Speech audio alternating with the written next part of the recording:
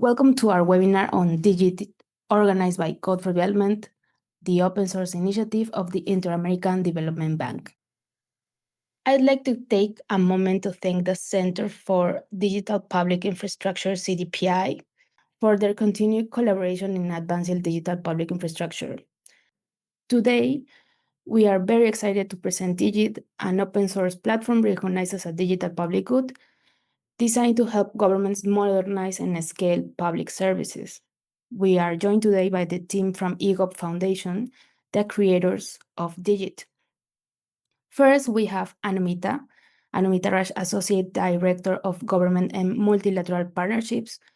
Also with us is Simrat Aswani, Associate for Global and Multilateral Partnerships. Simrat works focused on advancing international collaborations to strengthen public service delivery through digital public infrastructure. And finally, we are pleased to welcome Tahera, Product Manager at eGov Foundation. She builds and scales digital public infrastructure across diverse sectors such as urban sanitation and justice. And now I'd like to invite Anumita to begin our session. Thank you so much, Isania, and thank you so much to the IDB team for helping us out, and thank you to Ana Maria from CDPI. A very good afternoon to all of you. The three of us here from eGov Foundation are very happy to be here. We're excited to present what we do and how we work across the world. Today, we're here to talk about the eGov Foundation and the platform that we have built called Digit. Our focus is on using DPI to improve governance and public service delivery. The reason we focused on public service delivery is that it's perhaps the most tangible impact on citizens' life, especially on their quality of life. What average citizens care about is not technology. They care about healthcare. They care about their kids' education. They care about their roads. They care about whether there's water at their taps. And citizen engagement is highest at their local government level. So whether it's a city government, a municipal government, a county government, these are usually the sort of hyper-local governments that provide a vast amount of actual services to citizens. And this is why we focused on public service delivery and how we enable that through DPI. Right, so the reason we focused as well on public service delivery is because they're critical to the achievement of the Sustainable Development Goals, whether you think about, sustainable cities, which is, I think, number 11, whether you think about water, whether you think about no hunger, whether you think about technology or quality education, all of this is linked closely to public service delivery. And that's the reason we focused on this. About eGov itself, I want to take just maybe a moment to talk to you about who we are. We're a 22-plus-year-old organization. This is actually year 23 for us. What we do is fairly straightforward. We build digital public infrastructure, and we work with governments and markets to drive population-scale digital transformation. And all of this is focused on one thing and one thing only, which is enabling public service delivery for all citizens who require it. That's our vision, that's our mission, that's what we're focused on. As you can see, the digital public good that we've built is called Digit. My colleague Simrat will spend some time talking to you about Digit. But on the ground, we work on issues such as local governance, public health, water and sanitation, public finance management. Through our partners and a global network of actors, we also impact areas such as agriculture, judicial sector reform, delivery of sustainable and renewable energy services, and so on. We're in about 10 countries at the moment. That number is expanding even as we speak, and we also work subnationally in multiple countries. We've serviced over 1.5 billion citizens. 2 million plus grievances have been resolved using Digit. 50 plus partners from the private sector have been onboarded. And there's about $3.5 billion worth of revenue that's also been mobilized on the Digit platform. If you have any questions about what we do and how we function, please do drop them. But I'm going to hand this over to my colleague Simrat to talk to you specifically about the platform, which is Digit. Simrat, over to you. Thank you, Anumita. So Digit is the GovTech platform which has been built by IGA Foundation. It's recognized as a digital public good, which means that it's open source, it's available online, it's free to use, and it's free to evolve. And there's a team at eGov working to ensure that it works 100% all the time. It's built using interoperable and reusable building blocks, which is what makes it possible to deploy it at scale and at speed in different contexts and across multiple sectors. And I often find that if we try to imagine Digit across as three layers, it helps us better understand the factors that really enable faster deployment at a lower cost.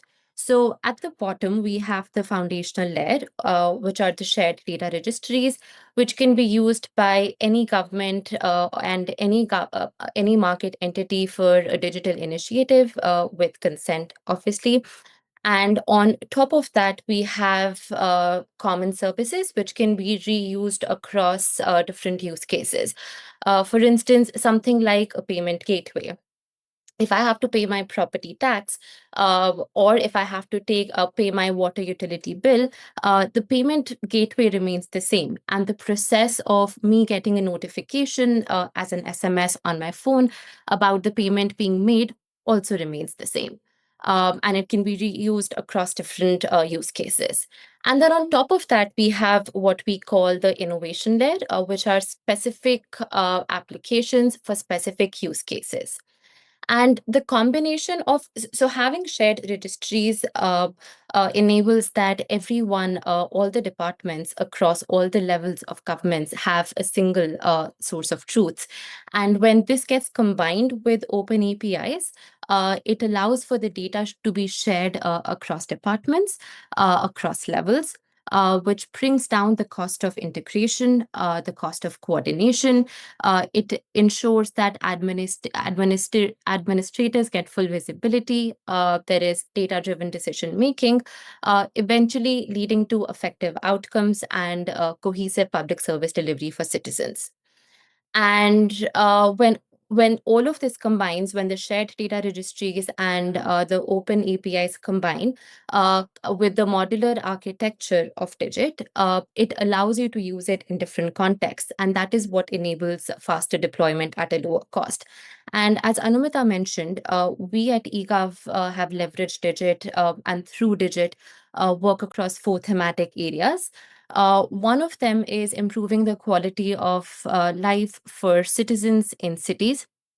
This is also the oldest area that we've been working in. It's the very genesis of our being. And on Digit, there is an urban product suite which has about 70 to 80% of the services that cities deliver to its citizens, which can be sort of deployed and used as is. And through that, Digit at this point is being implemented across 4,400 cities. The second area of work is sanitation, which is focused on streamlining waste value chains for real-time decision-making and quality management. And this at the moment is live in 69 plus cities. And this to a large extent is focused on fecal sludge management. So at this point, about 54.5 million liters of septage has been safely disposed. The third area of work is health, which is focused on improving public service delivery through digital health. Here, the focus is very much on improving workflows and bringing in efficiency into public health campaigns.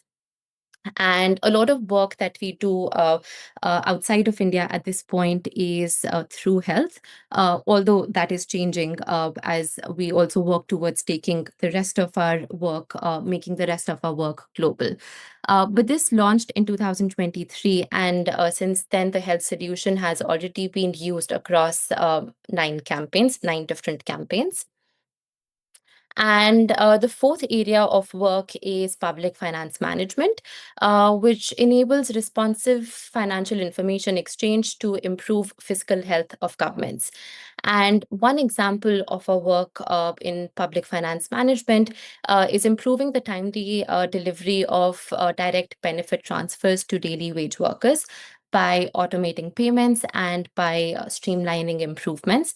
And this helps it sort of enables faster payments by bringing down the time to payment by almost 90%. And as Anumita also mentioned in the first slide, while introducing eGov, Digit is a very important part of what we do, but it is a part of what we do. And this is underlined by the belief that technology is the means to an end and not the end in itself. And with this in mind, there's a fair amount of our organizational resource that's spent on building capacities of both governments and local market capacities. And this is usually in the form of we would work with policymakers and we would work with senior bureaucrats to help them reimagine public service delivery, to help them sort of come up with roadmaps for deploying digital programs using DPI or DPGs specifically. We work with techno managers to help them implement service delivery programs.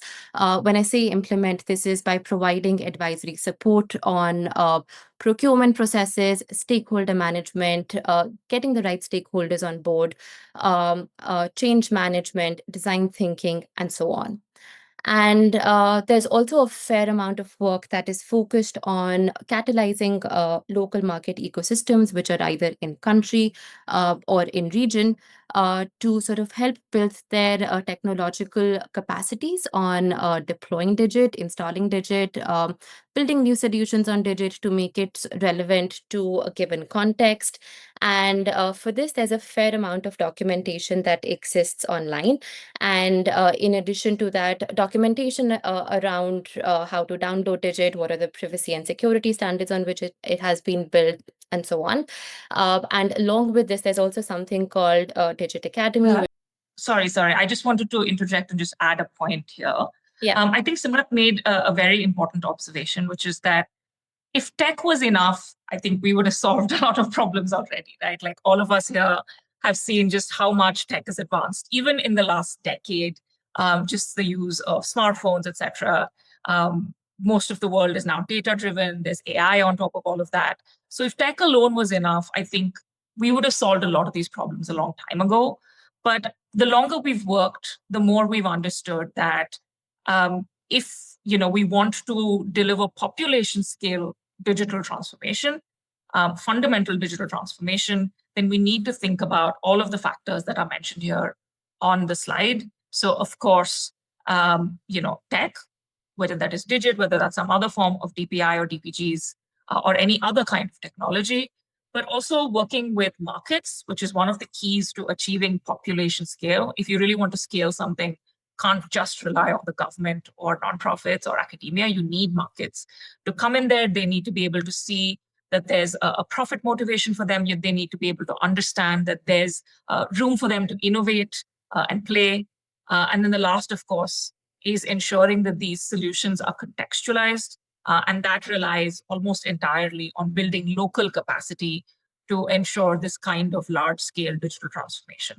So partners on the ground, local coalitions are very, very important. And the role of an organization like eGov, which is a nonprofit, as a CDPI, is to be an advisor, is to help think about not just tech-related goals, but also how do you think about governance? How do you think about data standards? How do you think about privacy by default? How do you think about consent management? And how do you oversee a program so that it's sustainable in the long run? And increasingly, external partners are not required, but local capacity has taken over the deployment and the evolution of any platform like Digit. I'm so sorry to have interrupted. Simrat, back to you. No problem. Building onto that, building onto the importance of having building local capacities on ground, which includes both government and market.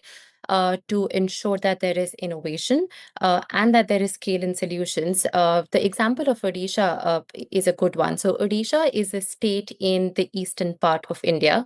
It has a population of about 50 million people. And in 2020, Odisha adopted Digit to offer urban governance solutions in its cities, in 110 of its cities and towns. And these are solutions around property tax, around water utility. This is something my colleague Tahira will speak more about in the coming slides. And they did this in partnership with PwC. And then in the following year, in 2021, they reused Digit. This time they partnered with EY, and they reused Digit to deliver sanitation services to 70 cities and about 1,000 villages. And then the following year, they again built on Digit in partnership with Microsave Consulting to deliver social benefits across 40 of its cities. And today, this is what the ecosystem in Odisha looks like. It's becoming the unified digital platform for partners and programs in Odisha to digitize all of its urban services. And as you can see, there are services which have been across use cases, and there are different partners who've come together to build these together. And on one hand, this sheds light on the potential of having a robust local ecosystem on ground. And on another hand, it also speaks to the scale and the potential of an open source platform. And another good example of scale of an open source platform is this, which is in India, the Ministry of Housing and Urban Affairs has adopted Digit as sort of the default program, the default platform for delivering local governance services across all of its cities. And this is in relation to operationalizing the National Urban Digital Mission. And what they've also done is set up an apex body associated with the Ministry of Housing and Urban Affairs that would be responsible for providing support to subnational governments and also getting the right market partners on board to help the implementation across all of the cities. And this is the Digit Urban Governance Suite, which was the starting point for both Odisha and for Upyog or NUDM, which was the national level implementation, which sort of it speaks to how it's extensible by design, how it allows governments to build additional solutions on top. Bringing down the time and cost and really adopting an approach which allows you to think from a whole of government point of view. And some of the modules that are a part of the urban product focus specifically on things like property tax, water, trade licenses, building plan approvals, which can help cities improve their own source revenue. And the next section of the presentation is going to speak about revenue management through Digit. I'll hand it over to you, Tahira. Before you come in, Tahira, if you can go back to the previous slide, Simrat, just wanted to add that this is a snapshot of what it looks like. I think Simrat mentioned earlier that a good 65 to 70% of what a local government, whether that's a city government or a village government or a municipal government, depending on which part of the world you are and what words you use, around 65 to 70% of actual public services already exist as open source reference implementations in what we call sort of Digit's urban suite or local governance suite, which means things like, as she mentioned, licenses, permits of various sorts, the ability to pay taxes, the ability to have real-time dashboards, to have physical services such as waste management, public grievances addressed, and so on. The idea is that these reference implementations would need to be configured, of course, but also customized to local contexts and then deployed, rather than having them sort of cleanly in a product. although property tax does exist as a lovely product. Tahira will go into it. The idea is this: all of this is able to be customized and deployed in a way that makes sense for the local government. So that doesn't just mean tech. It also means the policy that surrounds that. It also means any additional governance or legal requirements that need to be addressed in order to build something that makes sense for a local context. All of that is included in how these products are deployed in India as well as around the world. Sorry to interrupt, Tahira. Awesome. So as Anumita was mentioning, a bunch of reference applications already exist on Digit. What I want to take you through in the next 15-20 minutes is a slice of those applications, which a local government or a city can use to improve their own source revenue. When we say own source revenue, it's basically revenue that they generate from running operations in the city, be it collection of taxes, be it issuing licenses and permits, or be it providing utility services. Why it's important is largely because we've seen that with larger own source revenue, cities have a greater autonomy in terms of decision making to say what should we prioritize or what should we move money into as focus areas. And also it gives them a lot more predictability in terms of what are the funds available for investment for longer term in decision making. What we've seen in running operations for revenue generation are challenges that are faced by multiple actors. Let's start with citizens. Citizens largely, without digitization, have to put in a lot of time and effort into manually going and procuring services from the government, which basically acts as a deterrent for them to avail some of these services or meet compliance requirements in their operations. Uh, on the other hand, employees that are looking to serve these citizens usually are overburdened with the amount of work that they need to do. Most of the operations, since they're being run manually, are either lost in paper trails, or there's a lot of duplication of work that goes on there. We know technology can automate a lot of these pieces. And essentially, through our solution, we're aiming to reduce the time and effort that it takes for employees to serve citizens better.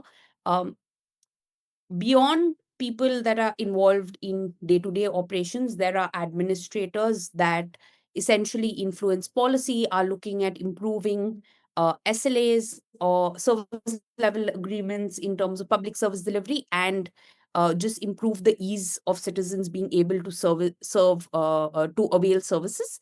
And what we see basis our experience is the lack of data that they have to even get a clear picture of what is going on the ground, and a lack of budget in terms of trying to bring efficiencies in operations. And as Anumita mentioned, markets play an important role in just improving service delivery overall. And what they usually, because of the closed way and the manual way the system is running, they usually do not really have a lot of insight into those into operations or opportunities to participate. Uh, Beyond just actor level problems, what we see is system level problems that we try and address through Digit, which is one, different departments operating in silos and being unable to leverage information or work that the departments might have done to kind of improve the speed of delivery, or to be able to draw insights and patterns where services might connect with each other. Smrit, next slide. And what all this essentially leads to is one, a lower coverage. And what we mean by lower coverage is basically, say you have about 500 properties that you're expected to collect taxes from in a city. You might not even have a view of where the 500 properties exist, or you might, during your collection process, miss out on a lot of those properties. And even within properties that you have a view of, there would be a huge gap in terms of the demand that is generated and the collections that you're supposed to do versus what you're actually able to operationalize on ground. And all of this leading to a large amount of effort and cost in terms of just running operations. Simran, next slide. So what we've tried to do through our own source revenue suite is to build a set of applications that would allow cities or would allow local governments to digitize operations across commonly known revenue streams, be it taxation in terms of property tax, sanitation tax, land tax, be it running operations around utilities, so providing water connections and then on a regular basis charging for water connections, and similarly for sewerage connections, electricity, so on and so forth. The third is everything that a city does around maintaining compliances, be it providing licenses, permits for new buildings that are coming up, be it pet licenses, gun licenses, shipping licenses, and so on. And then the fourth large stream, which is ad hoc revenue that the city has the ability to generate, be it through charging for parking fees, for recreational facilities, or collecting fines for traffic violations. So what I'll take you through in the demo that I provide that I present to you later is a view of our property tax system, which is one of our reference applications within our own source revenue suite. And what that application basically you'll see through the demo is the ability for the setup of the revenue stream. And all of the information that the city needs to be able to register a property or update a property in the system, and then maintain the life cycle of that property. So be it a transfer of ownership of the property, be it the mutation of the property, and just maintaining an up-to-date record so that that initial problem that we spoke about, which is the coverage problem, can be covered. The second part that we'll see is assessment of the property, where an automatic computation of what the taxation on the property should be on a year-to-year basis is calculated. And then if there are gaps in terms of um, people paying late or people paying early, how do you go in and charge a penalty or a rebate on that front? The third is a digital recording of collection that can happen. And this can happen in two ways. One, the citizen paying directly uh, through an online payment gateway, or somebody coming in to a counter and making that payment. And then the last part is the large data that the system is able to generate that can then be used by policymakers to govern operations and take improve SOPs. I'll move to the demo. Before I jump into the demo, I also wanted to give you all a sneak preview of the sandbox that we're building out, which is basically a place for all of you all to come in and experience all of these reference applications that we spoke about. We'll be launching it in the beginning of next year, and we'd be happy in the beginning of next month, and we'd be happy to share out a link for it. And the property tax system that we'll be showing you is also available on the sandbox. But I'll quickly jump into the demo.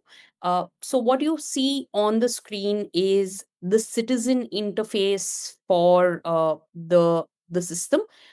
Most of our systems or applications are built out so that one, the citizen has an interface and an employee has an interface, so that both of them can perform their tasks in a digital manner.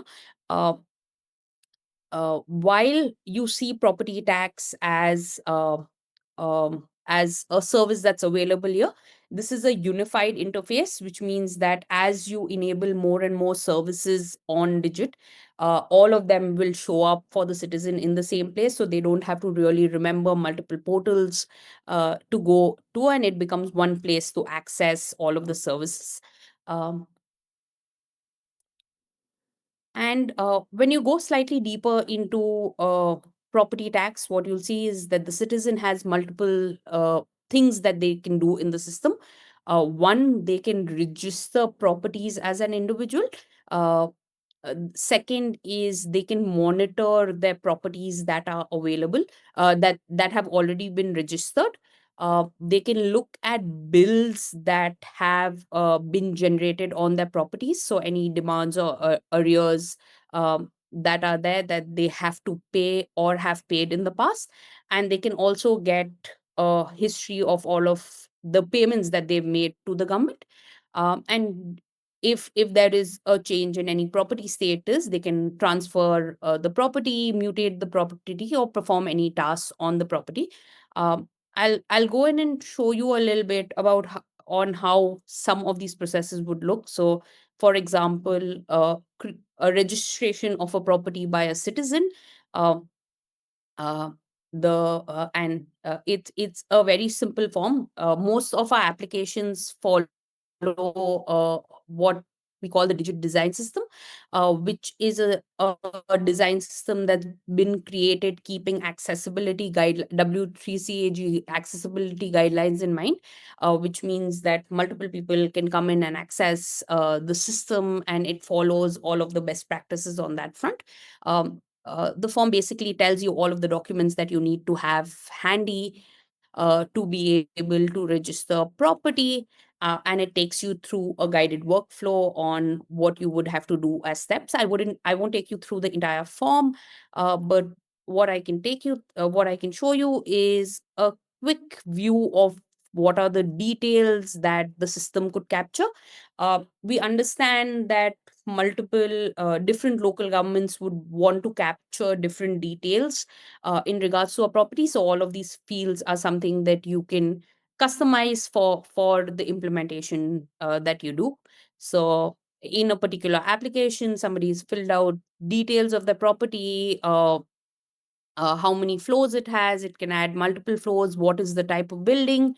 Who owns the property? You can also look at the owner history and see if we were just looking at the application form that somebody would have filled out for registering a property and going through the details. I'll scroll up a little bit so you can look at the form again, but it largely talks about you largely captured the address at which the property is located, uh, details of the property. So, what is the type of of property? Is it a shared build? Is it a flat in a building? Is it an independent house? Is it an institutional or a commercial building? What are the details? So, what are the number of floors available in this form? We've just filled in one floor, but you can add multiple. Uh, who's the owner of the property? Is it owned by an individual or an institution? And then details basically basis the owner, and additional documents that you might want to put in. Like I mentioned earlier, all of these details can be edited basis what a city or county needs to uh, uh, collect to register a property. Um, and Once a citizen has filled in the form for registration, what it largely goes to the employee for approval. There are multiple, and this is the employee interface. Just like the citizen interface was a unified interface where multiple services could be availed on the platform, even the employee interface is designed in such a way that if an employee is responsible for work of multiple departments, they would see multiple of these cards come on board. Currently, we've only assigned property tax as the function for this employee. And they have what we call an inbox. I'm just going to zoom out a little bit so you can see the whole thing. Hopefully, that won't affect readability. But largely, what they see in their inbox is all of the applications that have come in for property. So it could be a new property registration, or it could be a request for a transfer of ownership. All of these applications have SLAs that are assigned, that could have been that are predefined when the system is put in basis the SOP of the government. So you could say, hey, I want to give the government only 7 days to be able to complete an entire registration of a property, and it allows the employees to prioritize the work that they need to do. Um, and they can look at all of the details that the citizen has filled in. What they also see is a timeline that we'll see updated as the property goes through the workflow. um, in the current implementation, the workflow has about 3 steps defined, where somebody verifies the document. There's a field inspector that goes in and does an inspection, and then there's a final approval that happens. But largely, this process flow can be changed basis the SOP that's in place. So we'll verify some of these documents. You'll see the documents have been verified. A lot of this is in real implementation is given to multiple people. For the purpose of this demo, this is given to the same role. Once documents are verified, it goes to a field inspector, who then, once inspected, sends it to an approver. And then you'll see the application has moved to the field verified stage. At any point, you could also say, hey, I need additional details, I need to send this back to the citizen. So that option is also available. Or if the approver is not satisfied with the work the field inspector's done, they could send it back to the previous person. We'll just outright approve it and say, looks okay, registered, and approve this application. At every step, while you don't see it in the demo, there's also notifications that are going out to the citizen, that are allowing them to keep a track of how the application has moved, and if they're stuck at a certain point. What they can also see is, and this is basis the policy that we see on ground, they can also get the number of the person who's the application is stuck with, so they could directly reach out to them and ask for any questions. Um, I'll move back to the citizen interface. So properties has been created. What they'll be able to see is their property ID, which is registered in an active status.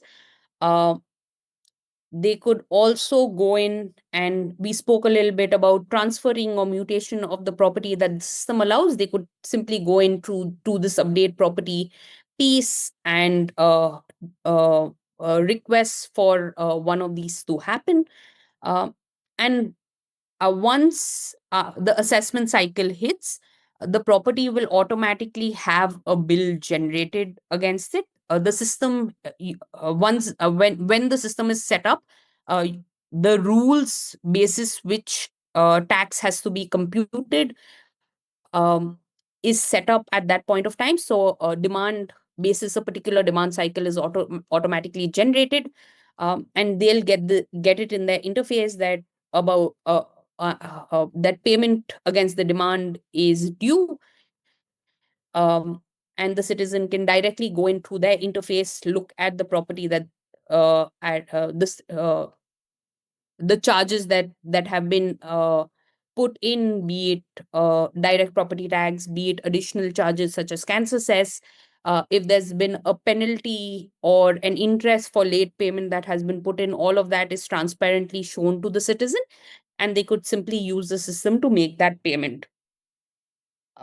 So that's a bunch of functionality that's available in the system. But what I also want to show you is how all of this data then rolls up into dashboards that administrators can look at.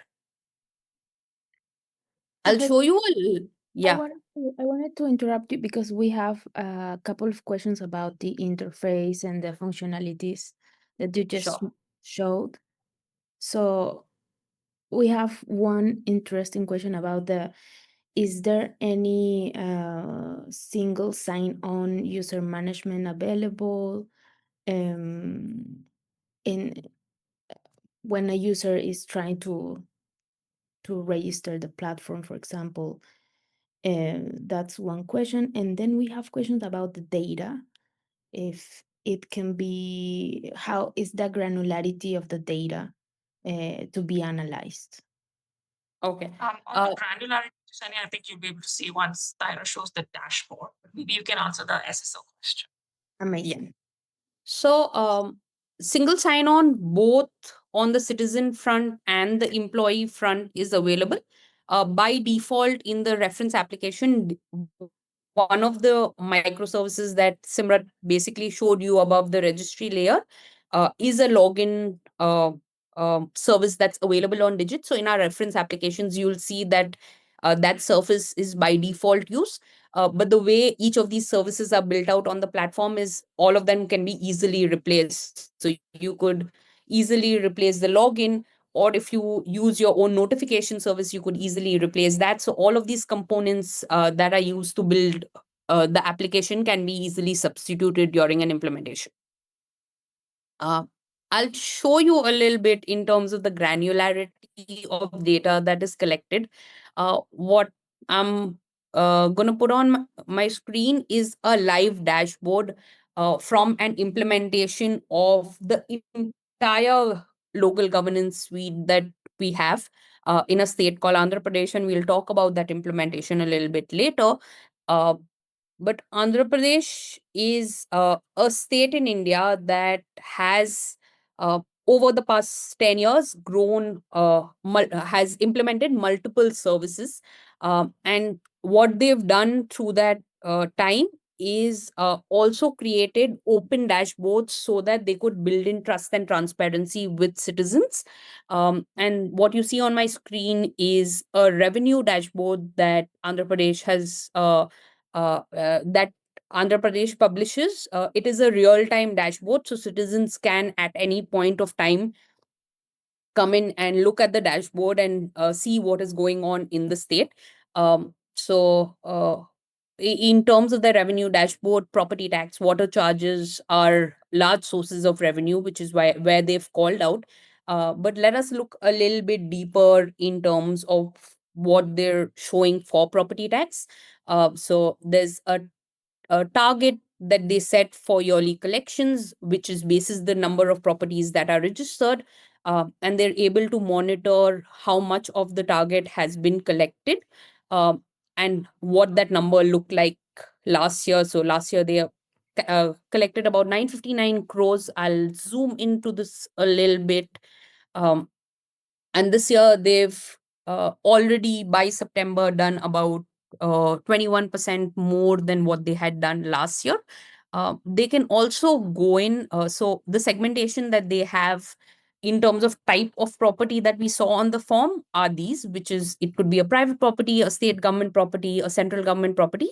And what they want to look at in terms of the data is cuts across each of these types. We're looking at private properties right now. Um, and you could see what is the collection today. This number is quite low because it's just 2 hours into the morning right now. What is the demand for the entire year? What is the cumulative collection for the entire year? And what is the cumulative collection to this date in the previous year? So last year they had collected about 837 crores. They've collected about 1000 crores. 1000 crores in USD equivalent is about 150K. These are India currencies and numbers. What they also get at a state level, and the hierarchy that Andhra Pradesh has at a state is the state is broken down into districts. Districts have cities, and cities have wards. So they can look at performance at a district level. So what was the total assessment, or what is the total amount to be collected for that district? How is this total demand broken down? So what amount of this is coming in from unpaid property taxes last year? What is it for this year? And then hence what the total is? What is the collection against each of these heads? What that equates to in terms of a percentage achievement, and then comparison to last year. They can also drill down from a district to a city level to say for this particular district, how are different cities performing on the same parameters within cities, they can also break down to a ward secretariat level to say how is it performing. And as per their policy, they also want to declare who is responsible for managing revenue of that particular ward. So what you'll see is they've published the name of the person responsible along with contact details so that any questions could be answered on that front. They they also do a lot of work in terms of optimizing collections. So some of the things that they want to look at is uh, uh, who are the wards of specific properties that default the most. So what they have in the dashboard is top 100 defaulters, where they have the specific institution or the owner of the property, who the property is owned by, which ULB does it belong, which city does it belong to, what is the default amount, and how long have they defaulted, so that when collection efforts can specifically be targeted to high value defaulters. And then they have basic analysis in terms of ranking of multiple wards and cities in terms of collection, so that there's a competitive atmosphere that's maintained in the state to kind of top collections on this front. The other view that Andhra Pradesh publishes for all of its services is a service dashboard, where it basically monitors how fast they are able to serve citizens.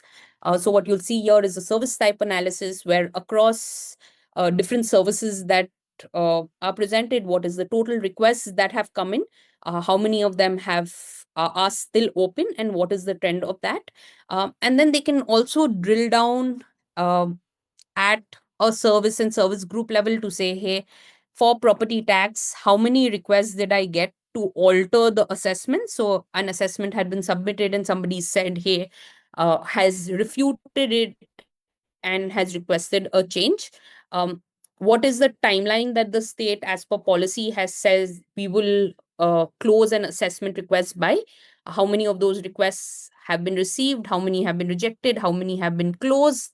And then a breakdown in terms of how many days is it taken. So we'll see that about out of 64,000 requests that came in, 1,000 requests are open for more than 1 month. Only 37 requests have been open for more than 3 months. And then you can deep dive into this. It's got a lot of data, so there's a slight lag in response time. But Can I wait. request Yeah. that we maybe jump to show the Andhra Pradesh example, because then we've got about 30 Yeah. minutes to get some questions. Yeah, let's do that.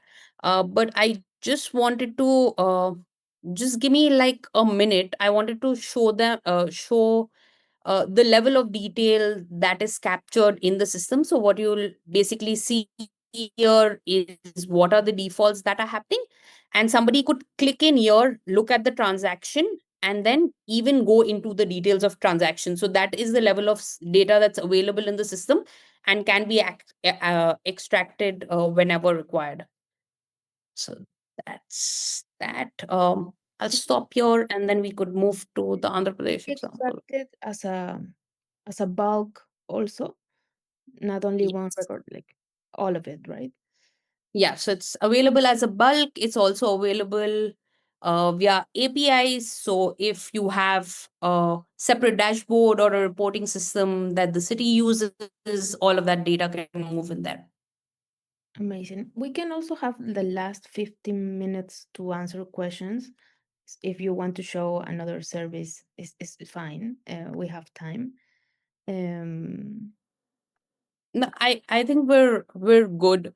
We follow a very similar pattern across all of these services. So like we said, go drill down, look at the transaction level. Everybody has visibility and there's higher accountability because there are people tagged to performing each task. So We I have think, sorry, Jasania, for the kind of data we're talking about, different actors or stakeholders would have a different view. So this is obviously a publicly held dashboard, but an administrator would get information on which frontline workers are performing or not performing. For example, if they have a rule that says if a complaint is raised, it needs to be addressed within 3 working days, an administrator would be able to go and see if the request is still active on day 4, they would get notification that says, hey, this person is not performing. And so then they're able to call their employee and say, why hasn't this been closed? If you're a frontline worker, you have an inbox that tells you what requests are coming in, what you need to, what is priority for you, what actions need to be taken. And of course, if you're a citizen, what you're looking at is, what bills or fees you have to pay, what, if you want to register your property and so on. So there's multiple entry points. The public dashboard, again, these are the data points that they wanted collected, which is the state of Andhra Pradesh. Even within India, different states actually have different rules and things that they think are important. So a property tax is not like a federally managed number. Different states have different, even fee structures and so on. So yeah, maybe Simrat, we can look at the AP example. And then I see there are a few Q&As. We'll try and answer all of them. Amazing.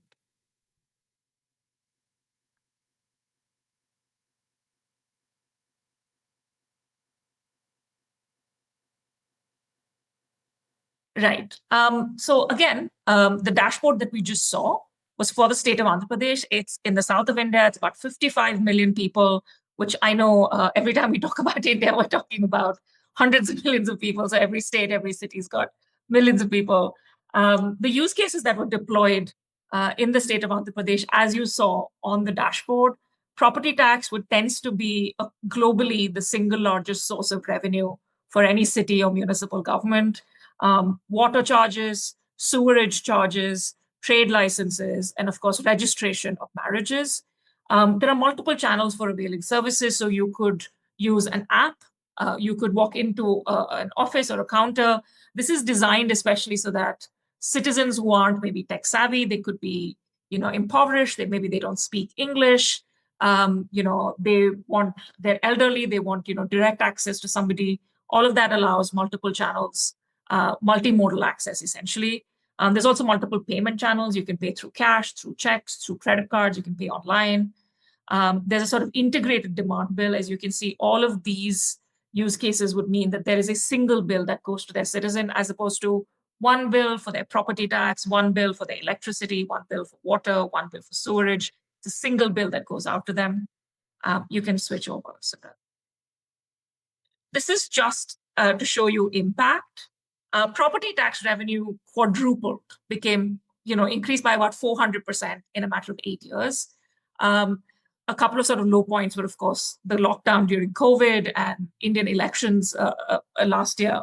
But you can see it went from around $65 million in 2016-17 to about $250 million in a matter of 7 or 8 years since they implemented Digit, essentially. But apart from just increasing revenue, there's really a huge difference to frontline workers and administrators. One is the quality of work improved sharply. These are information that came from survey results that were done on employees by an independent third party. Efficiency increased sharply because they were not duplicating work in multiple channels. And the biggest thing is frontline workers saved about 19 man hours per week, which is about 2.5 days worth of time that they were able to devote instead of doing paperwork to actually engaging with citizens and helping them out. So this is just a snapshot, again, of the state of Andhra Pradesh. I think we can X out of the presentation and maybe try and answer some questions. I saw there's a couple of questions about eGov itself. Jasenia, can I request you to, if there's some stuff in Spanish, help us out with the translation? Of course, we have a question about asking if eGov was a non-profit and how are you working when you have competitive processes? It's sure. Yeah. Absolutely. I saw that there's a question on RFPs. And so Digit is eGov is a nonprofit. Digit is a registered, it's a member of the DPGA. So we're Digit Public Good, available on GitHub. Anybody can sort of start working on it. I had also mentioned we're going to put together a sandbox where people can go play. The idea is that we ourselves we don't have a profit motivation. We're not trying to raise money. What happens is, even in India as well as abroad, what we act as is people who guarantee the platform itself, provide platform assurance, and of course, keep evolving the platform as it goes. But for the most part, governments employ either a system integrator partner. Many governments have in-house tech capacity. So what they do is they will put out, a government would put out an RFP. If they want to have something built on Digit, we work closely with governments to help design the RFP so that they know what they're asking for, what kind of skill sets they need from an SI partner. We find that local SI partner, ecosystems are very, very important. So we have an entire team whose job it is to build partnerships with system integrators. What we do once, the RFP is sort of shepherded through the process, we work with any onboarded vendor to enable them on Digit. So we work closely. We do a huge amount of training. I think Simrat mentioned a lot of our organizational resources go towards enablement of governments and partners, market partners, to enable them to build on Digit, to know what is being built on Digit, and manage that and oversee that. So we do there's a lot of documentation, of course, but we also do a lot of, on-hand training as well.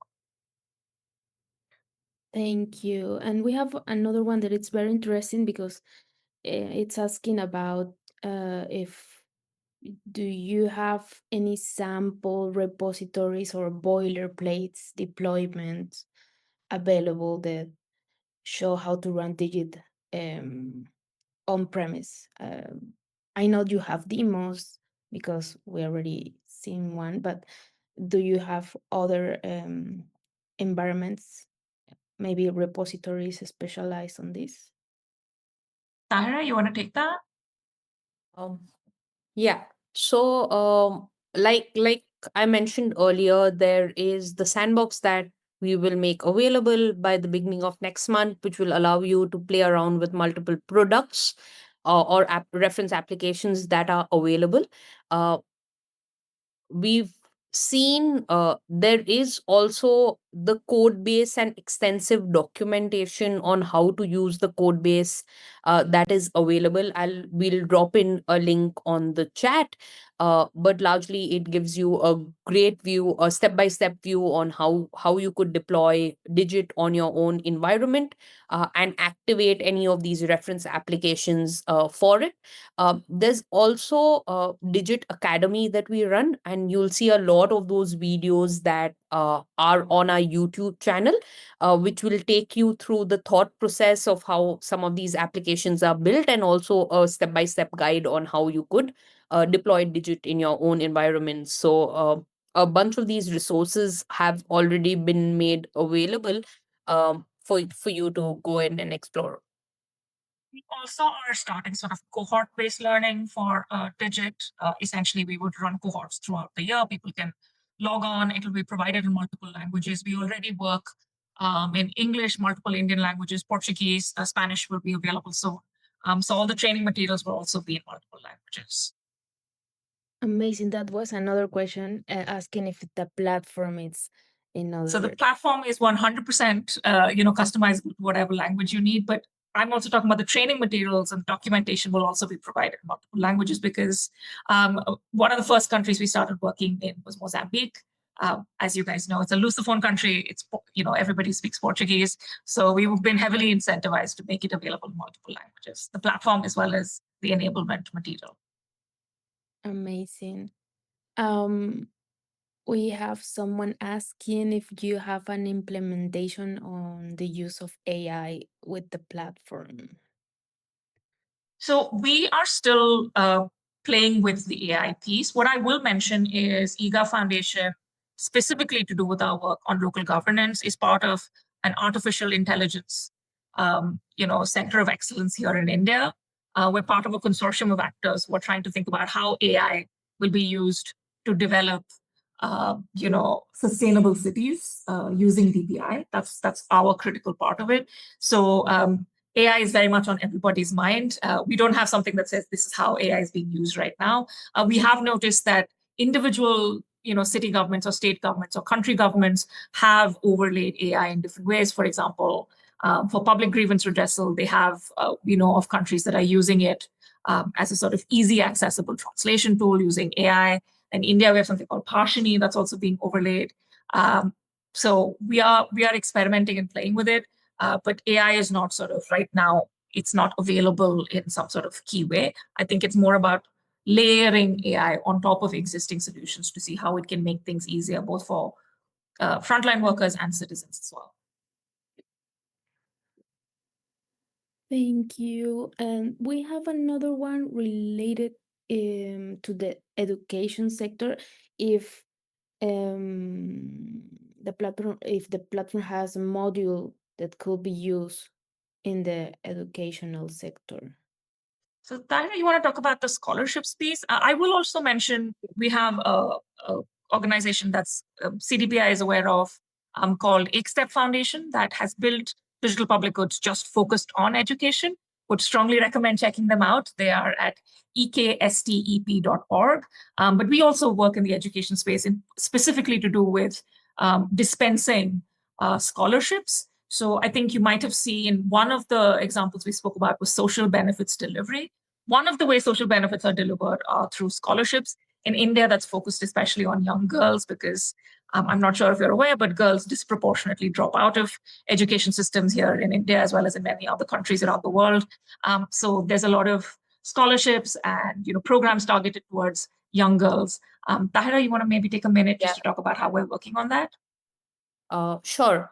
So largely the scholarship program product has been built out with multiple partners on ground. What it aims to do is reduce the time that it takes for scholarship approval to happen, which means that all using a large infrastructure that's available in India is the DigiLocker, which is basically a wallet for all of your documents in a verified fashion. So what it does is basically integrates with a DigiLocker that an individual might have to get access to documents that require to be validated when scholarship has to be processed. And since that verification is already pre-done, it reduces the time from about 9 months to get approval for a scholarship to 4 days that we saw in a pilot in a state in India called Rajasthan.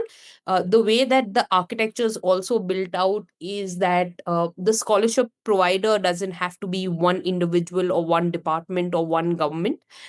It's a distributed architecture, which means that multiple scholarship providers, be it governments or be it private philanthropists, can come onto the system, put in the eligibility for somebody to avail scholarships, and then at the individual or individual end, it's also distributed so somebody can get a visibility on all of the scholarships that they could qualify for and apply to it directly.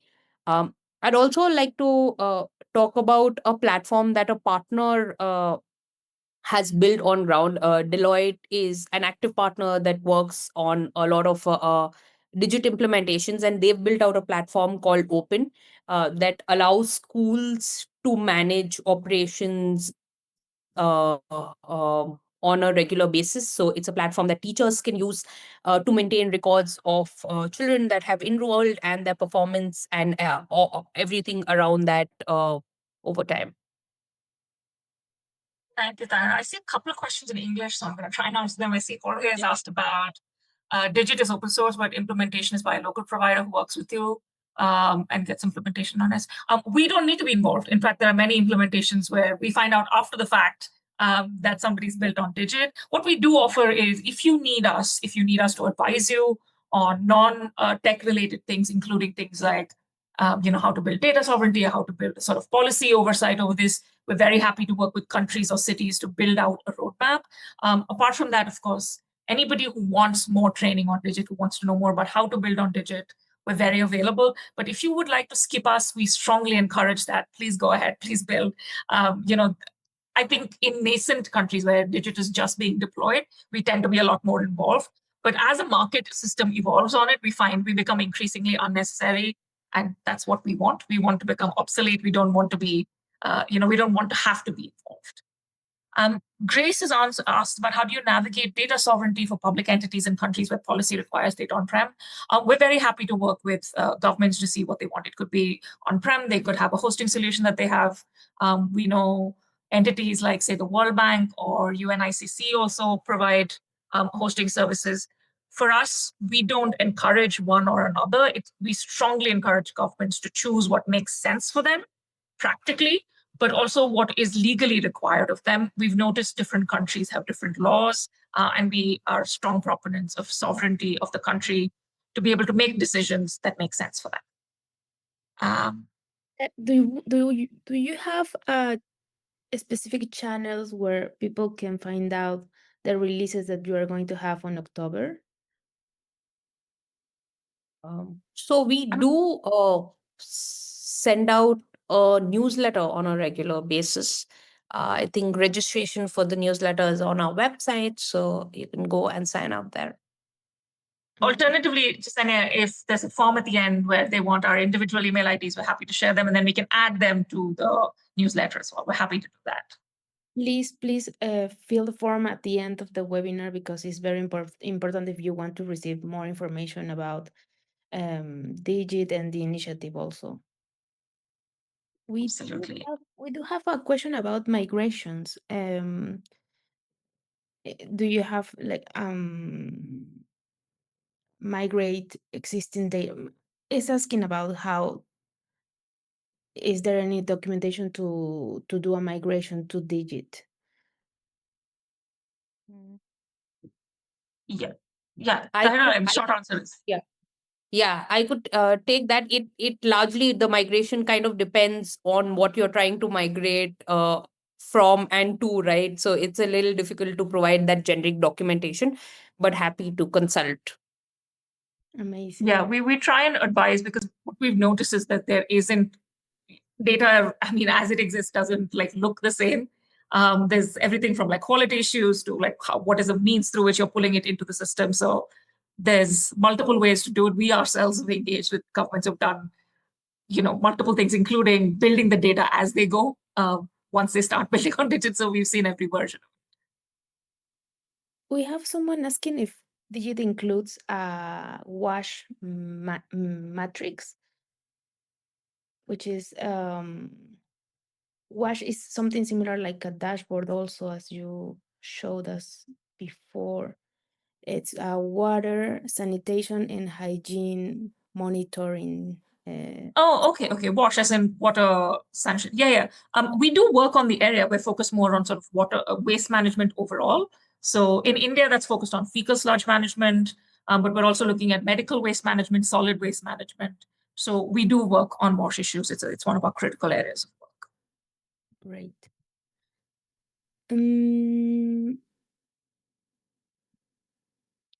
We have also a question from Grace that is very interesting. How have you navigated the data sovereignty for public entities in countries where policy requires data on-prem? I answered that just a moment ago, which is that we try and respect countries' sovereignty and autonomy on this, and we work with them for whatever their local requirements are. We do advise, Digit is designed to be private, like privacy by default is built into the design, as it is with actually all DPI. But we also are cognizant that countries' laws and their own views on data sovereignty, consent, all of these are very important. So we try and encourage the country to make the decision that makes most sense for them. We have worked with different models though. And we have another one asking about, of course, Digit is open source, and if implementation is by a local provider who works with you to make and create requirements and get implementation, or if is that not necessary, if there are other ways to implement? Yeah, I answered that one as well, Justine. I think those are the two. That was Jorge's question. I think happy to be involved, happy to be not involved. So whatever makes sense locally. We do find, especially countries that are sort of just starting on Digit, do require a little bit more handholding. As Tahira mentioned, we have extensive documentation. We have videos, we have cohorts that we do for enablement, and we'll enable anybody. It could be an in-house team in a government, it could be an SI partner. As she mentioned, we do work with some of the big four like Deloitte and PwC and EY. Deloitte, for example, is now global as well, the work they do with us. We've worked with all manner of SI partners. We strongly encourage a local SI ecosystem, and we would be very happy to work with local SI partners. We think the best way to establish scale is to work with market partners and enable them. Okay, and this is a broad question, mostly asking about the future of Digit. What are the next steps that you want to uplift the platform? Absolutely. So I think we're doing a few things that are sort of expanding how we work, not just what we do, but how we do it. Digit as a platform will continue to evolve. I'm sure more modules will be added, more products will be added, more sectors will be explored. But we are about 120 to 130 folks organization. We don't want to sharply increase that number. We don't want to be everywhere. What we would love to do is work with ecosystems and partners to help catalyze sort of large-scale action. So the scholarship program that Tahira just spoke about, we're part of a network of actors there. We're one of a group of coalition of actors who've come together. We've done that in India with judicial sector reform. We've done that with renewable energy for primary healthcare centers in about 25,000 primary healthcare centers in India. We're doing that around the world as well. On health, we work with institutions such as Clinton Health Access Initiative or the Catholic Relief Services, Goodbye Malaria, Alliance for Malaria Prevention, and of course, funders like Gates Foundation and Global Fund. So what we would love to see going forward is not us working in new areas such as, I think somebody mentioned transportation in the chat. We saw somebody talking about education. All of this, the idea is that we don't have to be the actors. We can be one part of a larger coalition, especially locally built coalitions. So that's something we're very keen to do going forward. And I think the second thing I would say is geographically, we work now in South Asia and increasingly in Africa. We're in about 10, 12 countries. We partnered with our first country in the LAC region, which is Trinidad and Tobago. Ana Maria at CDPI have also been engaged with us there. We're very interested to sort of also consider partnerships in the LATAM region. So that is a focus for us as well. One of the reasons we've been engaging with IDB and all the work that the team does is that we think LATAM is such a fantastic and interesting geography to explore because unlike some of the other countries we work with, it's not whitefield, greenfield, whatever they call it. These are brownfield countries. They have really advanced, complex and some fantastic systems already in place. And we would love to see how we can engage with partners here. I think the last thing I'll say is we're very interested in capacity, not just capacity to build on Digit, but capacity to build any kind of DPI. We find that technical or technological capacity gets built. We ourselves do it. We want people to build on Digit, so we're incentivized to help people build on Digit. We make a lot of information available if you want to build on Digit, and every DPG and DPI owner does the same thing. If they've built a platform, they want to ensure everybody can build on that. The capacity that's missing, in our opinion, is really at the strategic and programmatic level. And so we're trying to partner with IE University in Madrid to try and bring something, a center of excellence focused in LATAM, delivering courses in Spanish, focusing on what we mean by strategic is senior government folks who can unlock budgets. So we're talking about members of parliament, we're talking about senior or junior ministers, secretaries of ministries or departments.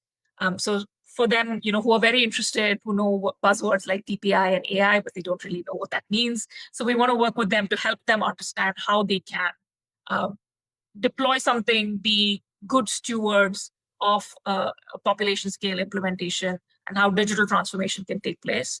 The second layer is what we call sort of programmatic, which is directors of departments who are civil servants going back 30, 40 years. They know how to work budgets. They know how to run teams. They maybe don't know what DPI is. They don't know what they're looking for in a vendor. They don't know how to work with external partners. So that's, I'll close with saying that's another area that we think is very important. We want to work on building capacity around the world. This is an area where we've gone LATAM first. We've built something in India already, but our first exploration outside of India has been on LATAM. Thank you so much, Amita. And just on a curious note, you mentioned a couple moments ago the XStep Foundation. We already published Sunbird, which is a tool also maintained by them. And if you are curious in the education sector, go find it on the TPG's catalog and also in the Code4Dev catalog. So with that, I'm closing this session, and obviously amazing presentation, very interesting. And we had lots of questions. Many thanks to our speakers from eGov Foundation for sharing their experience and insights on Digit. I know that their work is a key to help governments modernize public services. And we had a great participation today. So glad to meet you today and see you the next one.